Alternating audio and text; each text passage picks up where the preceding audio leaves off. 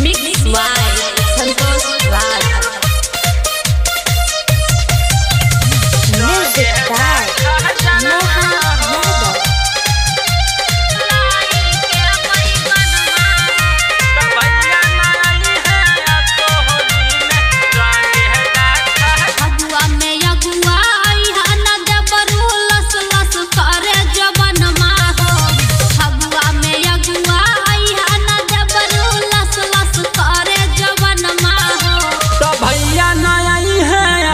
होली में रंगे दाजो बना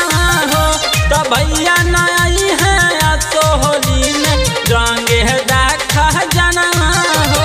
रहे दकम चलाई ले हबलाई के बैगन हो रहे दकम चलाई ले हबलाई के बैगन हो तो भैया नई है तो होली में रंगे दाखा जना हो तो भैया नई है तो होली में रंगे दाखा जना हो रंगे दाखा जना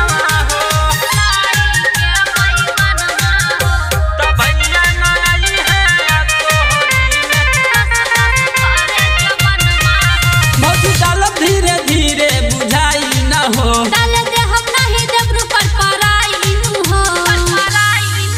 भौजी डालब धीरे धीरे बुझाई न हो डाल दे हम नहीं देव पर पराई हो पिछलो साल लाल कारी देला हमर बदन हो पिछलो साल लाल कारी देला हमरो बदन हो तो भैया नई है तो होली में रंग दाजो बना हो तो भैया नई है तो होली में रंग दाखा जना हो रंग दाखा जना हो तो भैया नई है तो होली में डॉक्टर विवेक साथे आई बटोली हो हसन निकलब ना रंग दे बचोली हो डॉक्टर विवेक साथे आई बटोली हो हसन निकलब ना रंग दे बचोली हो संतोष चौधरी पांडे जितेंद्र होला बड़ी गंजनमा हो